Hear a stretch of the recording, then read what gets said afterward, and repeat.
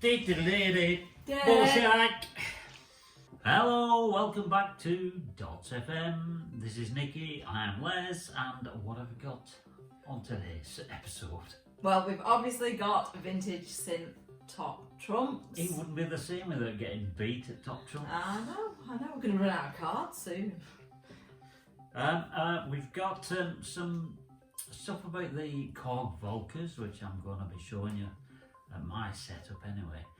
And what have you got? You've been up to something else. I've been up to something else. After buying the Behringer Neutron, which we showcased on the last podcast, I decided I wanted to go from semi-modular to fully modular. So I've been doing my research into that. So we'll let you know how we've been getting on with that. So while I've been decorating the house, Nikki's been buying synths apparently. Shall we have a game of top trumps? Yep. Okay. Let's go for it. So put my pad down. I'm not even took the lid off. What score is the top trumps by the way? I think it's something like 12-1 or 12-2 or something. I'm winning anyway. Okay. That's the main thing. Okay, so it's me to go. Right, I'm going to go with original price. Original price. This is £999, I think. This is £2,599. This was a good one also. It's the Moog, Mini Moog, is it? Mini Moog? The last, yeah. Minute Moog. Minute? Minute Moog, not Mini Moog. Minute Moog. Ah. Do you want me to read it out? I thought I was like... having blurred vision. Nothing to do with the beer. Yeah, no. Yeah, you read it out while I study this Belgian beer. Okay, so the Moog Minute Moog. An incredibly rare and expressive Moog instrument which many confuse with the satellite at first glance. However, the Minute Moog has two VCOs, sync, aftertouch and several superb presets including Aries and Lunar, whereas the satellite was relatively lame. If you see one, snap it up and treat it well. It's already a minor classic. But it's not very good at top trumps apparently. No, it should have. It had potential. That's yours, by fine, the isn't way. it? Yeah, it had potential at £1,000, but no. I haven't got many cards left. No, that's what I said. We're going to run out soon. I'm going to be the winner, maybe. So I won with the Korg Trident Mark II. What? Oh yeah. Let's show the audience. Okay, so from a time when multi-keyboards were all the rage, the Korg Trident offered a hybrid synth string brass instrument with an integrated effects unit. It certainly wasn't the world's most sophisticated instrument, but it was intuitive with a decent sound. And it was used by Rick Wakeman, Oh wow. Joe Zawinul and OMD. That's how Rick Wakeman once. Excuse me. Yeah. He was surrounded by he had loads of keyboards. They were like in a semicircle around him. So like double layers. He must have had half a dozen keyboards and he was playing them like this. He had a big cloak on, big sparkly cloak. Not like I've a got a big wizard. sparkly cloak. But I don't look like Rick Wakeman. We'll discuss that later. Right. Oh, and before we move on, before we move swiftly on. Hey, that's my catchphrase. I know. If you're looking for a stocking filler for any synth addict, I would highly recommend this set of top trumps. It served us well, hasn't it? And you can get it from Juno Records. We have played top trumps the length and breadth of the country, I would imagine. They live in the camper van when we go travelling. So. Yeah, good present to buy. Moving swiftly along, as we do. I think it's time we talked about some Korg Volkers. So if you have any Korg Volkers, voila, and you're looking for a case to put your Volkers in, you can buy cases. They can be rather expensive, but what I've discovered is my old guitar pedal board box, which I used to have a range of pedals in, and this was about 20 quid. No particular brand, but what I discovered is if you get one of these, you'll notice that the Volkers fit. Not only do they fit exactly. Like that one's upside down. They fit exactly. I mean, look how snug that is. That's great, isn't it? It's perfect, that, isn't it? So look at that. I've lost the foam from the back. I think I ripped it out when I took the guitar pedals in, but they fit perfectly into the case. So if you've got a number of Volkers and you're looking for a case, a cheap case I've seen these for like 15, 20 quid. I think I paid £20 for that. Stag, that was the name. Oh yeah. Stag. Guitar pedal board case. The Volkers fit in perfectly. The case comes with foam inside, but if you've got more than 4, you can link them all together. You put 8 in, and another little tip is get a light because it gets difficult to see otherwise. It's brilliant, that light. So that's my setup. I should set about rewiring it, and we'll have a little play, see what we can come up with. You're also eventually going to put Velcro on, aren't you? Oh yeah, I should have mentioned that. Yeah, the thing with the guitar pedal, when you have a guitar pedal, you normally put a piece of Velcro on the back so that when you're transporting it, they don't all clatter together. And the same thing with the Volkers. A couple of strips of, or even one strip of Velcro on the back would hold it in place while it's folded over. And it's just a really good fit, isn't it? You could not have got a flight case made like that for 20 quid. It's impossible. No. It would have cost you 100 quid plus. I mean, if you look at specific like racks for Volkers, then I mean we've got a rack for Volkers, but it's not cheap. It's lovely, but it's not cheap. Compared with something like the Sequens, which is good, it's a great bit of kit. I'm not complaining about it. This was like 70 something like that, yeah. And I mean, they look good in there. It's good for a display, but transporting them. So the thing is, to take them out. They sit in there, and I mean, you could fix them in there, and it offers a bit of an angle for you to play around with. But compare the price of that, you could get 3 of these for the price of that. Anyway, just a little Volker tip. It's your money, spend it how you please.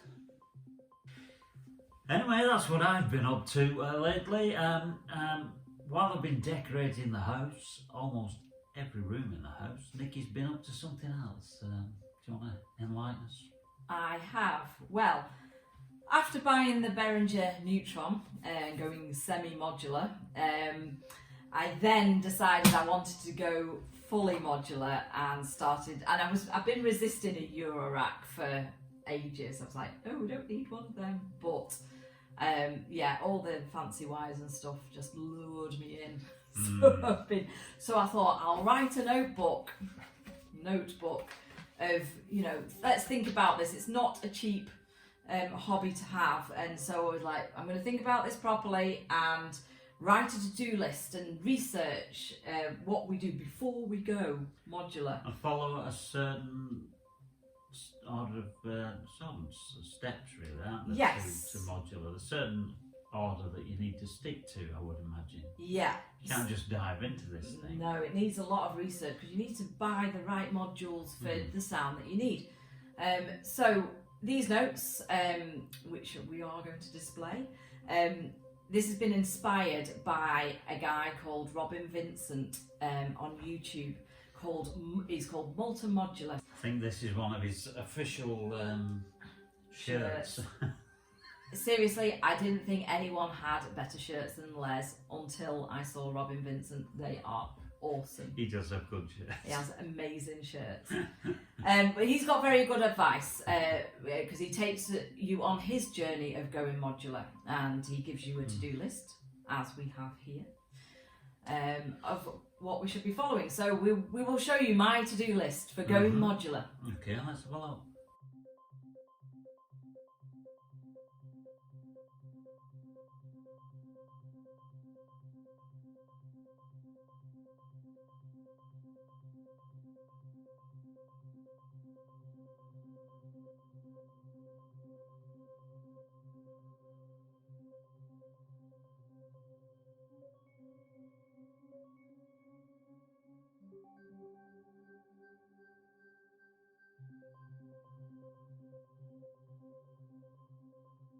So, bearing all that in mind, what steps have you taken so far? Can you tell us what you're up to? I've been very good on this to-do list because number one, buy a semi-modular.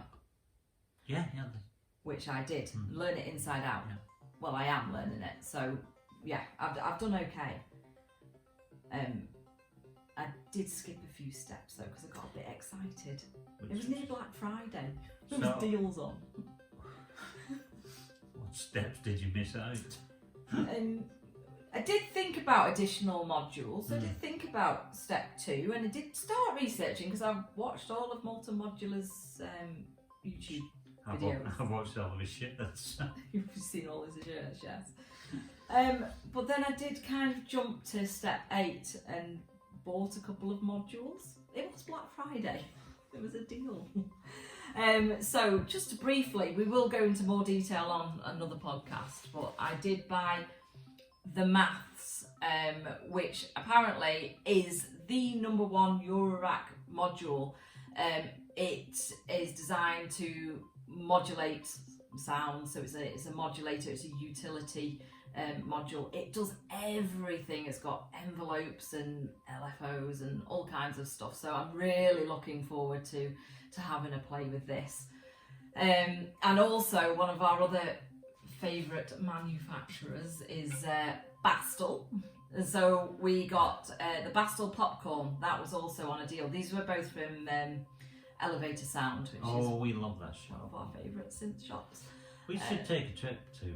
We are going to take a trip to Bristol when we're all not locked down anymore, and go and actually physically visit the shop, because we keep pestering them and asking for stickers every time. They have good stickers, don't they? They have amazing stickers, and they always give us lots of stickers and little notes. They send a little note, don't they? Every time, a little note. It's very nice. But this is the Bastel popcorn, which is like a crazy sequencer. And there's no sequencer in the Neutron, so it was definitely a module I needed. I knew I needed it, some kind of sequencer, and this just seemed to fit the part of our kind of craziness. So what about all these other steps in between? I'm going to do them over Christmas, I think. We have bought a case, but because obviously we've got modules and no case, we need a case to put them in so that they can work. You it's been a bit delayed, but it's on its way. So hopefully by the end of this week, I'll have something to do. Maybe next time we do one of these little podcasts, you can. I should be able to fit their modules in and get them up and running, and hopefully not blow the whole system. Did you mention the skin on the cover of your Neutron? No, I haven't done yet. So the last podcast we had a Neutron, and you may or may not remember that it was all red. It was the standard come as you buy. We found that a little bit confusing in terms of the layout, so we went onto a website called Heinekroon, and this guy is amazing. He makes sticky overlays to stick over your Neutron in any kind of combination that you want, any kind of colours, and it makes the patch bays kind of quite distinctive, so you can see where you're. It's a lot easier to see where you're going, isn't it? It's a lot more visual. This one's even more visual than this. We shortlisted as about 3, and it took us ages to decide, but we went with this because it looks quite 70s and retro. So and also it matches the patch leads. Yes. So the Neutron came with black patch leads, so immediately I went online and bought a set of coloured patch cables in party colours. So yeah, Pastel party colours. party colours. They were just called party colours. Alright. So yeah, I was like, had to have them. So very excited, and then I got some more in anticipation of my bigger Euro rack. So that was really exciting. But we have a little vid of us sticking this sticker on. It took 50 minutes, which it shouldn't have done. So I've put some tips on our experience and how you could do it a bit quicker than we did. But the good thing is that if you kind of mess up halfway and things get slightly out of line, you can rip it back off and it's reapply. very It's a strong, forgiving, isn't it? yeah, it's a strong sticker. It's forgiving, and it will allow you to kind of mess around with it for a bit until you've got it exactly how It's you just a want lot more clear though now, isn't it? Now It it's is. split into It is. colours.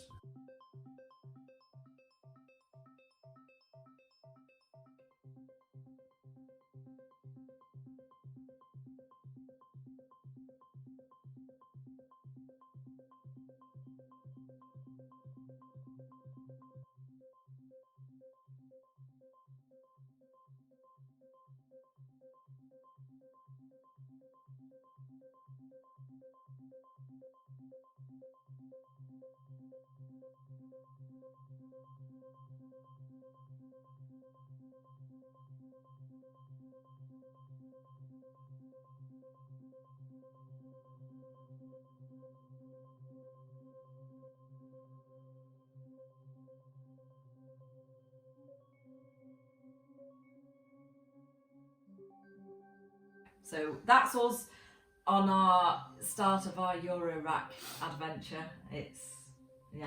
I'm very excited, but I just keep wanting to buy modules and they're really expensive. So we might wait for the January sales for the Oh, next your one. birthday is coming soon, birthday, so yes. you never know your luck. Handy having a birthday in January. So there we go. Is that it? I think that's it Shall on we? the Oh, sorry. modular. Sorry. No, that's it on the modular. Okay. So we are going to leave you with a short little jam, courtesy of The Volkers. us. Yes, showing all the Volkers in action. Well, all the ones that we've got. Yeah, We've still got a few missing actually, you know.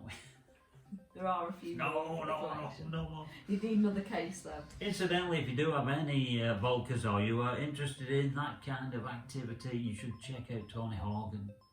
He has got books, YouTube ebooks. videos, patch of the week, everything is ebooks, physical books.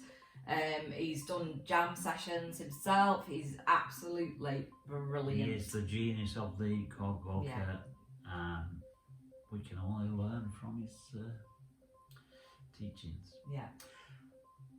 Having said all that, it's been fun, almost, and we may well see you another time. What do you think? I think so. Shall we do a Christmas? We definitely need to do a Christmas episode, Oh. so yeah, we'll be doing one before, during, or maybe after, or maybe all three. So until then, as they say around here, bye bye. Bye.